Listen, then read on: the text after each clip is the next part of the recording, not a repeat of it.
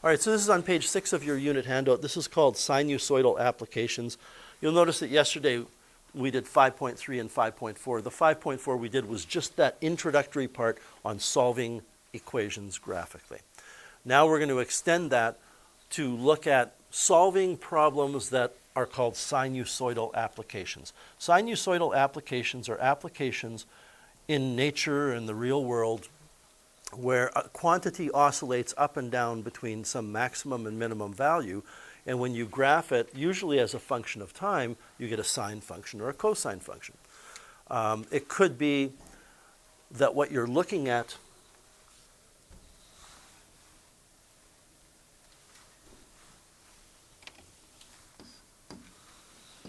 is the height of the tip of one of the fan blades of a wind turbine that goes around and around and around at a constant speed. If it goes around at varying speeds, then the period of the function will always be changing, and that's not what we're talking about. So a wind turbine or a Ferris wheel that goes around and around, if you track the height of a particular point on that wheel or fan or whatever you want to call it over time, well, it goes to the bottom and to the top and to the bottom and to the top. And when you drag that out over time, what you get is a sine or a cosine function. This could be, to give you another example that you might encounter, the day number of the year and the time of sunrise in Wetaskiwin. So on January 1st, the time of sunrise is quite high because you're kind of in the throes of winter there, right? So the sun might not rise until after 8:30, 9 o'clock. But as you go throughout the year, because of the tilt of the axis of the Earth and the orbit around the sun, all these astronomical things, the sun starts rising earlier and earlier and earlier until you get to the middle of summer, that warmest day, traditionally we call it of summer, where the time of sunrise is quite early. And the result is that you're going to have a graph that starts up quite high and goes down and then back up, and it's going to continue that with a period of 365 days. It could be, and I'm just throwing out examples here, that you have a graph where we have the time, say, in hours after midnight, and we have up here the depth of water in a harbor.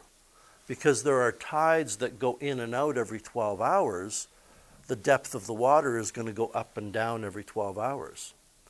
Now, depending on where you are and the physics and the science of it, it doesn't necessarily have to start at the top or the bottom. It could start somewhere in the middle, right? But the bottom line is you're going to have, I'll just show you what I mean here.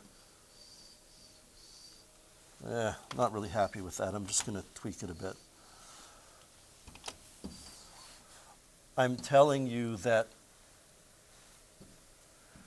this doesn't have to start here, and it doesn't have to start here. It could start someplace like here. And that would be one complete period. Notice that this is not the value of d. d would be about here. So we don't always make the assumption that it starts at the middle or the top or the bottom. But because of the tides, the depth of the water goes up and down once every 12 hours. So there's all kinds of scenarios here. And I'm going to break this down into 3 examples for you today. The first example is analyzing one of these applications if you're given the equation of the function. And sometimes you're asked on a written response to draw the function, to sketch the graph of the function. So here's an example of the one I was just talking about. The depth of water in a harbor can be represented by this function, d as a function of t equals -8 cos pi over 6t plus 18. d of t is the depth of water in the harbor, and t is the time in hours after midnight. If, and there are students who prefer to do this, the d of t, the function notation, bothers you, well, don't worry about it. I mean, you should know what it means. It just means d at a particular time t. But I shouldn't have to explain this, but I'm just going to say it. D of t does not mean d times t, obviously. It's the y coordinate. So that's what we're dealing with, and what we are asked to do is sketch the graph of the function over 2 periods of tidal motion. So this is over 2 periods. Well, what you're going to need to do is find out what the period is. In order for you to answer this question on a written response, you have to demonstrate that you know what the period is. And the period is 2 pi over b. And looking at this equation, b is pi over 6. That means that the period of this graph is going to be 2 pi over pi over 6. And we've done this type of thing enough, but I'm just going to do it again. I multiply top and bottom by 6. The pi's cancel. The pi on the top cancels with the pi on the bottom. We have a 6 on the bottom of the bottom and a 6 on the top of the bottom that cancel, and you're left with the 2 times the 6. So it's 12, which matches reality. In our universe, on our planet, the period of tides is 12 hours. It has to do with the rotation of the Earth and some other factors. So what does that mean? It means that this question is asking us to graph it from 0 hours to 24 hours. Right? And that's hours after midnight. So by the time we get to 24 hours, we're already into the next day, right? What else are we going to need to know in order to graph it? Well, I guess we can start scaling things here. And usually on a diploma exam and my exams, you're not given some awkward subdivisions of the grid. If we want to go up to 24, you'll notice that I've got 24 subdivisions going, or 25 subdivisions going across. So this is a pretty easy one to do. We can just put 5 here, 10, 15, 20, 25. We should label this. This is t in hours. That's not function notation. I'm just labeling the graph as time, t, and it's measured in hours. And then we're going to want depth of the harbor here, depth of the water in the harbor here, which will be in meters. But in order for us to get a decent looking graph, we need to look at the maximum and minimum depths of water. And that's found by looking at A and D. So A is -8, which means the amplitude of the function is 8, and the vertical displacement is 18. So from the previous unit, and we talked a little bit about this yesterday, from the previous unit we learned that the maximum value will be the value of the vertical displacement d plus the amplitude, and the minimum will be the displacement minus the amplitude. In other words, the range of this graph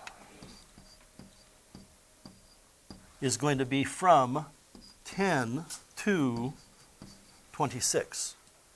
Are you with me on how I'm getting those numbers? I think if it were a written response, even though it's pretty obvious that 18 plus 8 is 26, you would probably write that. And that 18 minus 8 is 10, you would probably write that. So we have to scale this going up to 26. And contrary to what we're going to do in a second on our calculator, we're kind of forced to start at 0 here. So we have to go up to 26, 5, 10, 15, 20, 25. Oh, that works out really good. This goes up to 30. That will cover 26. We don't have to worry about little weird decimals or parts of these squares. So this will be 5 meters, 10, 15, 20, 25. And this is why I gave you a ruler, and why if this were a written response question, I think a ruler comes in handy. I think it's a good idea for you to put your grid lines on here.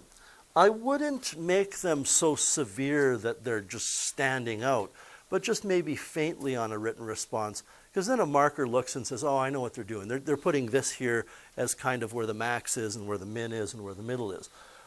Well, I have that option, but I'm not going to change my settings. Correct me if I'm wrong, the value of D was 18. Thank you. So we can put a line there, and it's going to go 8 above, which takes us to 26. And it's going to go 8 below, which takes us down to 10. And this bottom part is a little bit of wasted space. We don't need it there if we're going to analyze this on a calculator. but I think it's important to have it here in a case like this.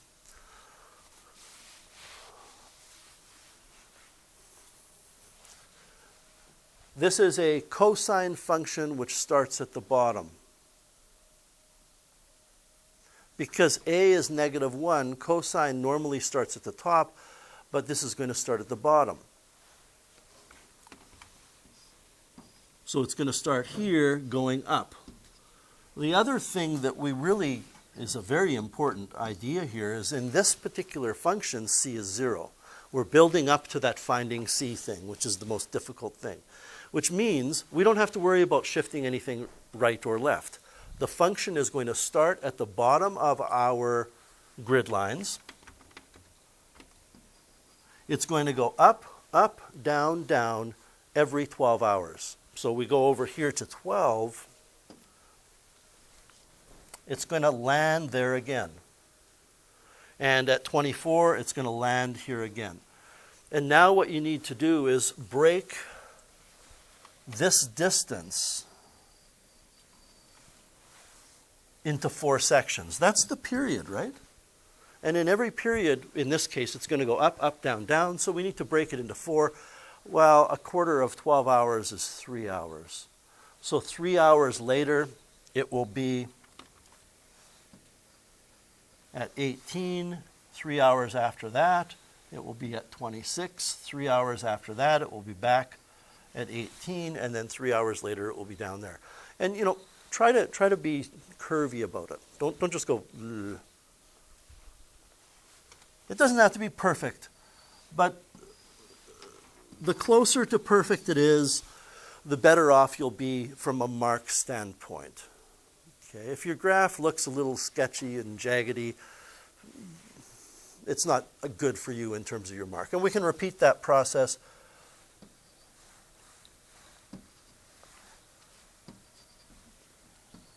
And I think you could have done this question without my guidance, but I'm giving it to you because I see that on diploma exams sometimes as a written response. This would probably be a 2-mark written response. So this is showing what's happening to the depth of the water in this particular harbor. Does anybody have any questions with the first part of this? Okay, so now, contrary to what you may be capable of or what you want to do, I'm going to tell you anytime you see a question where you are asked about a sinusoidal application and you're asked to find values of things, you always do it on your calculator. This part would not be as a written response. You would never be asked to find the depth of the water at 2:45 in the morning. And you would never be asked to find how many hours after midnight the water's at 25 meters. And you would never be asked on a written response, I think there's a D, isn't there? What D is, which is the percent of the time the water is above 21? 20, okay? But I want you to understand first, when we look at B, B is giving you an X coordinate and asking you to find a Y coordinate. Okay? Before we get to any calculations, that's what's happening. C is the opposite. C is giving you a Y coordinate and asking you to find the X coordinate. D says, what percentage of the time is the depth of the water above 20 meters? Well, if you look at your graph, let's just go back and look at your graph. It's at 20 meters here and here. And in one period, this is the length of time it's above 20 meters. So if we can find those 2 times, then we can subtract them and figure out what percent of 12 hours that is. And that's why I've got in your handout, I think I took some time before I did this, before I printed it this semester, to put that. We want to find out the first place it's at 20 meters, the second place it's at 20 meters, so we can compare those times. And we are doing all of this on our graphing calculator. You are entering in the function for Y.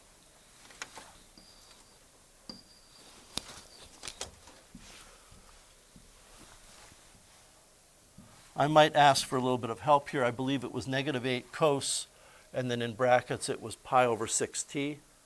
I prefer just in this circumstance to enter it that way. That's just so you know, if you ever see me do that, it's the same thing. When I enter this,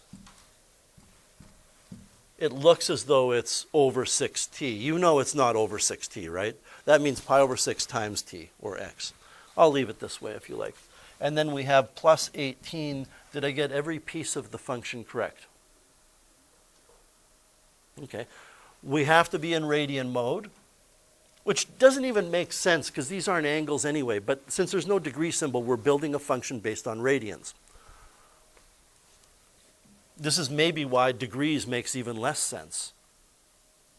Okay. We need to go to our window setting and replicate what we saw on the graph we made, except I'm going to tell you when you do this work on your own, 1 period. Go 1 period.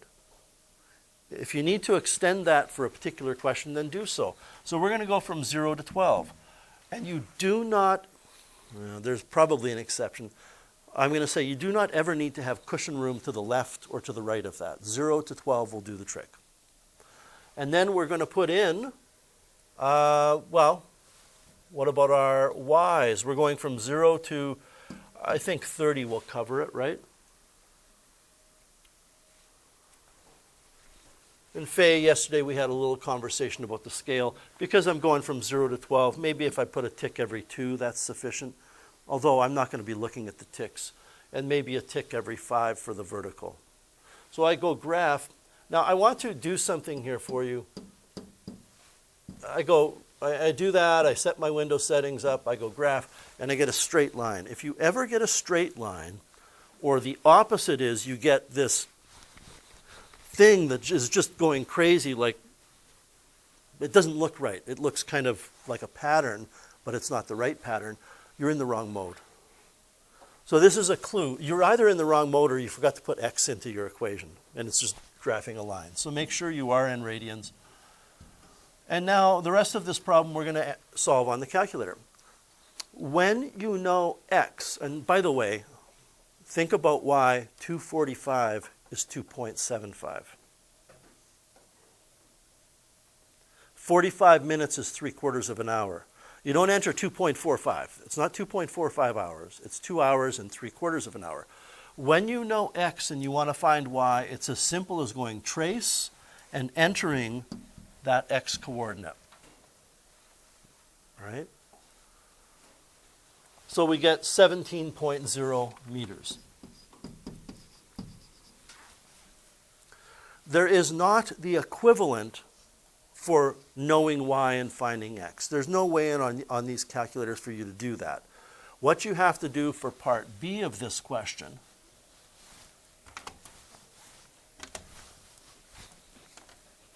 is solve this thing equals 25 by finding the point of intersection of those two lines, or curves, or graphs, or whatever you want to call them. So now what we're going to see additionally is that. And you can see it reaches a depth of 25 meters, and then it goes 3 meters above, right? And then it immediately starts falling. So there's 2 points where the depth is 25, which is why it says find the time that the depth of the water first reaches 25 after midnight. So we're just going to find the point of intersection. Just put your cursor close to that. Yours says 21? Well, then everybody says 21 then, right? Okay. Thank you. I think I know why. I think I probably used 25 in one semester and then went, that's a little too. It says 25. The table says 25. The question says 21. Okay, so in the question it says 21? In the table it says 25. These should both say 21. Well, let's do that, okay? But just for my knowledge, this already says 21 in your handout. The table says 25. So just change the 25 in the table to 21. Sorry about that. So I'm going to change this to 21. If you put 25 because you're following along with me, which makes sense, change it to 21 and graph. So if we want to find the time in which the depth of the water first reaches 21, we're going to find that point of intersection.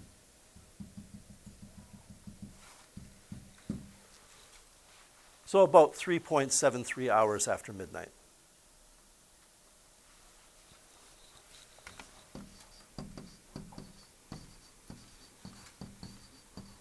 I have never seen a diploma exam ask for the time. It's how many hours after midnight. I can't predict the future with absolute certainty. I doubt you would ever be asked for the time. But if I take that number that x currently is and I subtract 3, then this means it's 3 a.m. plus 0.73 of an hour. And if I multiply that by 60, it's 3:44 a.m. to figure out how many minutes. I don't think you'd ever have to do that. What about the percentage of the time the water is above 20? Well, what you're going to do here is graph y equals 20, and we need to find 2 times. Don't forget, what you're looking at on the screen here is only one period. That whole time is 12 hours. So if we discover that the time between those 2 points of intersection is 4 hours, then the answer is 33%, because 4 out of 12 is 33%. So we need to find 2 times here. Intersect.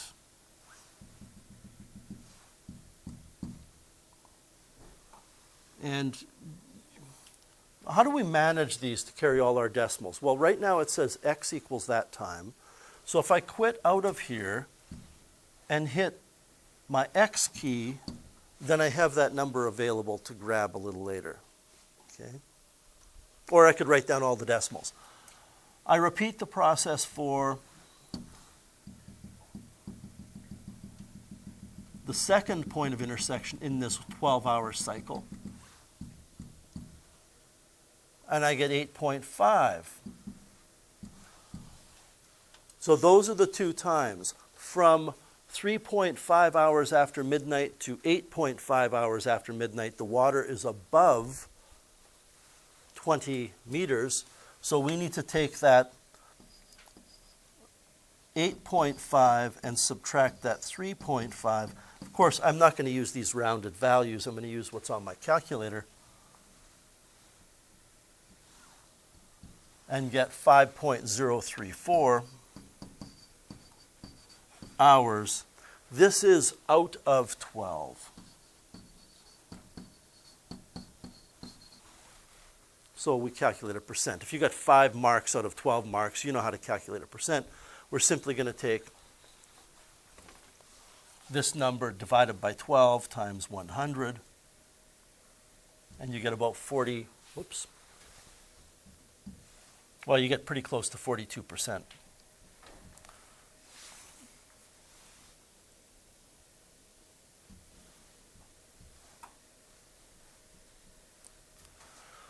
Yeah, call it 42.0%.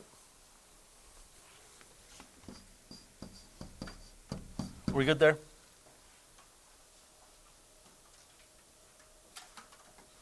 Okay, so that's if you're given the equation. Let's take a look at the next example. A Ferris wheel at Westworld Theme Park has a diameter of 18 meters. The bottom of the Ferris wheel is 3 meters above the ground. Once everybody has been loaded, so what they do is they stop the Ferris wheel so people can get on the first car. They move it a little bit, and the next people get on. And then once everybody's loaded, it moves around at a constant rate, making 6 revolutions every minute. Joel and Ellie are the last riders to board the Ferris wheel. And what we are asked to do, this is determining an equation from a diagram. We're not given the equation. What we are asked to do is determine a cosine function for what's going on here. Assuming that Joel and Ellie's height is measured above the ground t seconds after the ride begins, and we're told they're the last people to get on the ride. What that means is their height at the beginning is going to be 0. So this graph is going to start at the bottom, where they start. It's going to go, well, the height is not going to be 0, it's going to be 3. It's going to be at the lowest point. They're going to start at the bottom and go up, up, down, down. It's a cosine function, so A will be negative. But what we want to do is, you're not asked to do a graph. I've set this up this way so you can see how to determine the parameters. If you extend this line, you get the maximum height, right, on the graph. If you extend this line, you get the minimum height. And if you extend a horizontal line from the center of the wheel, you get the middle vertically of everything. So these numbers now can be put onto the graph, that this is 3. The diameter of the Ferris wheel is 18, which makes this 21. And with not a lot of work, you can see that the amplitude will be 9. It's the radius of the wheel. So if we add 9 to 3, you get 12. If you take 9 away from 21, you get 12. Which means, I feel as though I could just write it right on here. But the graph is going to go, I won't write any parameters here. It's going to go up, up, down, down in one period, which we will get to, okay? So halfway between, it will be at the top. Halfway between the minimum and the maximum, it will be in the middle. You have a ruler, so you could actually measure these distances, but what it's going to look like is approximately like this. You're not asked to sketch it. The sketch is for our help in finding the equation, because if you now look at the questions are just like the ones we did for the depth of the water in the harbor. You know, find their height at a particular time. When are they at a particular height? We need the function to put in our calculator. So what are the parameters? Well, A is -9. We're still lucky enough to not have to worry about a C value in this question. Okay? Because cosine starts at the bottom, and that's where this starts. We don't have to shift it left or right. D is 12. And now we need to figure out what B is. Well, how are we going to figure out what B is? B is 2 pi over the period. Now, when you look, everybody, at the question, it says we want an equation that relates the height to the time in seconds. So we need to read this carefully and figure out what the period is in seconds. And I'm going to give everybody a minute to see if you can crack that little puzzle. The information that you need is that the Ferris wheel goes around 6 times in a full minute. 6 is not the period. Period is a length of time. That's why we use the word period. It's a period of time. How many of you know what the period is?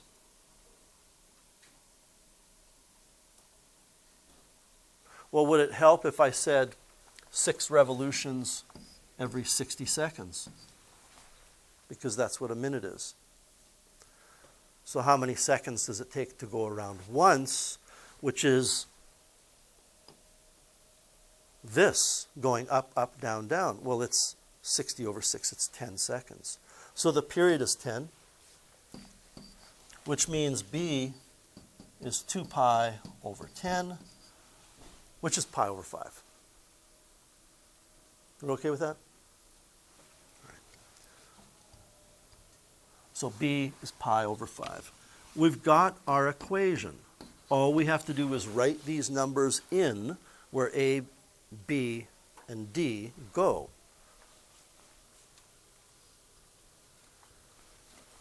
So the height of Joel and Ellie t seconds after they start will be -9 cosine pi over 5t plus 12? 12? Okay, good. That's the equation. That's what you have to do first in this question to answer all of the questions. So while I'm on this screen, let's take a minute and put that into our graphing calculator, along with an adjustment of the window settings that are going to help us solve this problem. -9 cos pi x over 5 plus 12.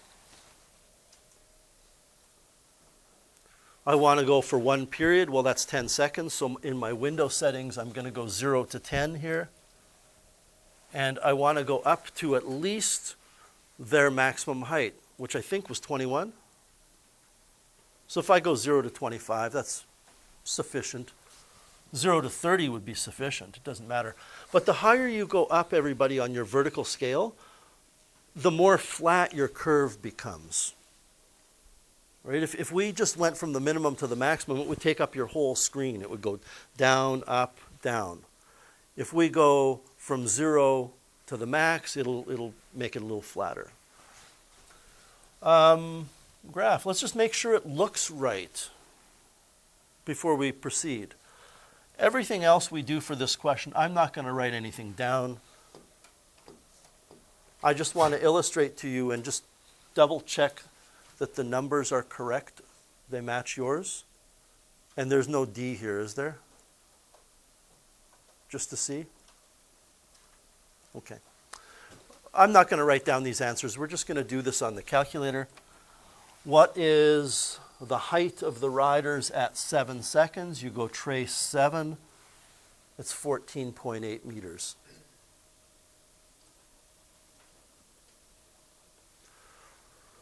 How many seconds after the ride starts do they first reach a height of 17 meters? This is where you would have to enter 17 for a second function and then find the point of intersection. It's child's play at this point, right? You know what to do. Intersect, just go a little bit closer to the one we're after. Enter, enter, enter. So about 3.4 seconds after the ride begins. Does anybody have any questions with that one? Okay? That wasn't too fast? All right. So the next example is one where you're going to have to find an equation and you don't have a diagram to look at. Keep in mind with the Ferris wheel question, I didn't have to give you a picture of the Ferris wheel. I could have told you the same information verbally or written. What is this saying? The air temperature in a greenhouse varies as a function of the number of hours after noon, according to this equation. The temperature as a function of the number of hours after noon is equal to some number A times sine of some number B times the number of hours minus some number C, n bracket plus some number D. These numbers, of course, are parameters. T is the temperature in degrees Celsius, and N is how many hours after 12 noon. The temperature ranges from 24 degrees to 36 degrees. And right now, everybody should be capable of determining A and D from that. I'm not asking you to just yet. I'm asking you to consider the fact that if you know the minimum and the maximum, you ought to be able to find the middle, which is D, and the amplitude, which is A. Would you agree? Okay. Then we have this piece of information, that the first minimum that happens after 12 noon happens at 12:30, and the first maximum happens at 2:30. So what this is saying, and I'm going to sketch this, is that a short time after 12 noon, 0.5 hours after 12 noon, the temperature is at the lowest point, and then 2.5 hours later, 2 hours later, 2.5 hours after 12 noon, at 2:30, the temperature is 36, which means the graph has to do that because that 36 is the maximum. And we've done problems like this in the previous unit where I gave you this picture. But we have to construct the picture here. And from this information now, as well as you being able to find A and D, you ought to be able to find B. There's more work involved in finding B, but would you agree that you could determine the period of the function from that information? Okay. So what are we going to do about C? We're going to leave C alone until we get A, B, and D. We're not going to do that. Okay. This is why, well, the question says determine the temperature of the air in the greenhouse at 5:30. We need a function to determine that answer, right? You need something to put 5.5 into, or does yours say 520? I bet you it does.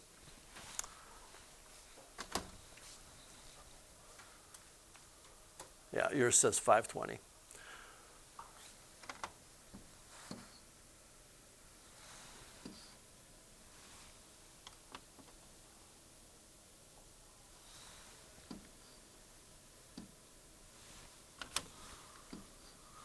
Which is 5.3 repeating. 20 minutes out of 60 minutes is 5.3 repeating. Okay. Those numbers match yours? Okay, I hope you understand that this is what I just put on the board visually as that minimum point on my rough sketch of the graph, and this is the maximum. We need to determine all of the parameters so that we can put 5.3 repeating in for n to find the temperature at 5:30. So this is the mother of all questions. This is the most complicated question. Okay, what is the value of D? Well, it goes from 24 up to 36. This will be the value of D, and this is going to be the value of A. I'll give everybody a minute to do that. This would never be a written response. It wouldn't. So that's a little heartbreaking because it means it's probably a numerical response question. And you have to do all this work and then find C for 1 mark. The difference between these two is 12, which tells me that this is 6. And the value of D is 6 below 36, which is 30, or 6 above 28, which is 30. Am I alone on this thinking? We're okay? Okay. So D is equal to 30. A is 6. Now, could we use A as negative 6? Sure, because you're not asked to determine the equation. We can do this with a cosine graph, or we can do it with a sine graph. We can use positive A or negative A. It doesn't matter. Because the answer, provided you come up with the correct equation that matches these points, the answer is going to be what the answer is, regardless of whether it's a sine or a cosine or positive or negative A. Yeah, we'll use a sine function here. Okay. We also know that the period, which we use to find B, the period, I'm going to go back to this one, is 2 hours times 2. So when you look at this, from here, which is 0.5, to here, which is 2.5, that's 2 hours. But that's only half a period. Did you get your question answered, Kazia? You sure? Good. I'm glad. So that's only half of the period. It goes up, up, but now it has to go down, down. So if that's 2 hours, the period is 4 hours.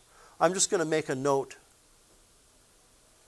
here that the period is 4 hours. And that means that B is 2 pi over 4 or pi over 2. Why are we doing this? Because we need to find the equation so we can put 5.3333 in to find the answer to the question. What is our equation? The temperature equals A times, I'm going to use sine of pi over 2 times x minus c plus d, which is 30.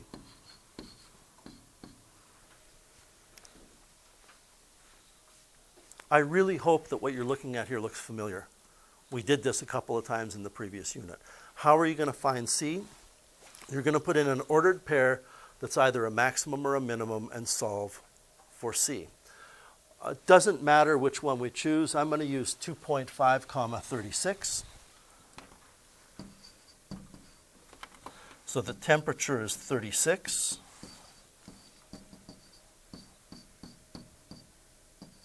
When the time is 2.5.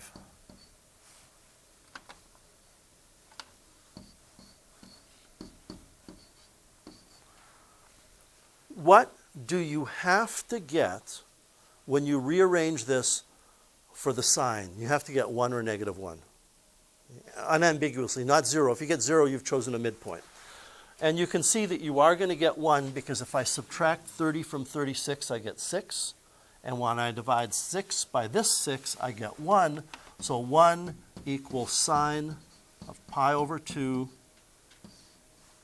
times 2.5 minus c. And that means that this angle must be pi over 2. Because sine of this mess is equal to 1. And that occurs at pi over 2 radians on the unit circle. It's an absolute fluke that this pi over 2, that this whole thing is equal to, happens to be equal to the value of b. Had you chose cosine, it wouldn't be the case. That means that pi over 2 equals pi over 2 times 2.5 minus c. So if we divide both sides by pi over 2, you get 1 equals 2.5 minus c, which means c equals 2.5 minus 1. So c is 1.5.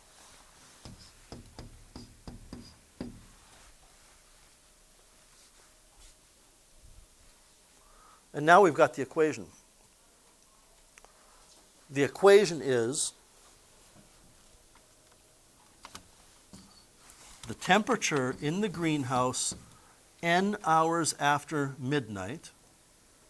Did I change to an x here? I probably did. Yeah, if you want to be pedantic or technical, and technical is the way to go, this x should be an n, right? Yeah, I'm with you, Abby. It's like, okay, who cares? But if you're writing a written response, that might be important. I don't think it is.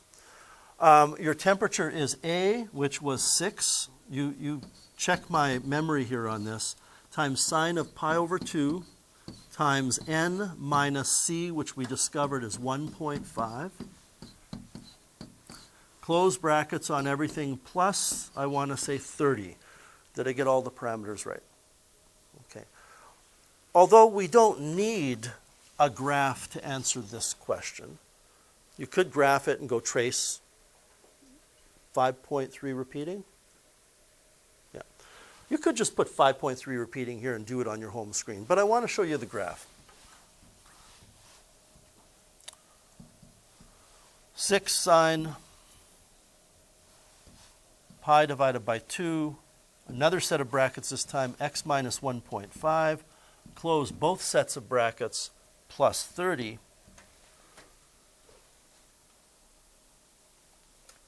Window settings, 0 to 4 because the period is 4. Okay, that's what I've taught you. Go 1 period. And, we can go 0 to 40. There's a lot of wasted space because there's nothing going to be visible vertically from 0 until it gets to 24, but that's okay. And graph, I'm already in radian mode. So this is what I mean by we've got wasted space. I haven't really pinned down the range well on my window settings, so it's a little flatter.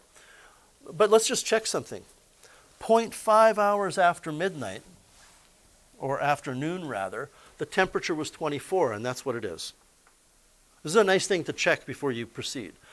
2.5 hours after noon, the temperature was 36.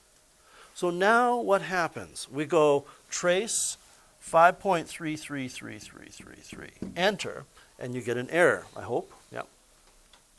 Why are we getting an error?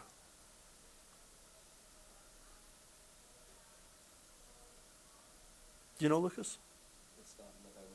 It's not in the domain of the window settings, right? We only went for 1 period. So this is what I meant earlier when I said go to 1 period. If you have to go further, then make that adjustment. 5.3 repeating is outside of that. So I'm going to go to my window settings and go to 6. And now I can go graph. It's going to re-graph it, of course. So now it's more than 1 period. That's why it goes kind of down, up, and then it continues. Trace 5.3 repeating. You know this is not exactly 5.3 repeating, but I hope you know that that's enough threes to make it work. So the answer to the question is about 28.4 degrees Celsius. So this is a question. This is a thing you could see on an exam. And the first time I saw it about 4 years ago, it was with a windmill. And they wanted you to figure out the height of one point on the windmill at 2:15. And I thought, holy smokes, that's a lot of work. So we started doing this in our class. That's usually a numerical response if it's asked. And the success rate is around 35%. I would expect more from you. Not because I'm like my dad and darn it, you're going to do good, but because I think we do a better job in the math department here at WCHS than they do elsewhere, even Edmonton Public or Calgary Public or separate. I think we have a really good, strong math program right now. That's it. So 1 to 10 on the following pages, we're looking at applications of these trigonometric functions, sine functions and cosine functions. Tomorrow we enter the exciting world of trigonometric identities. And I can tell that you just can't wait.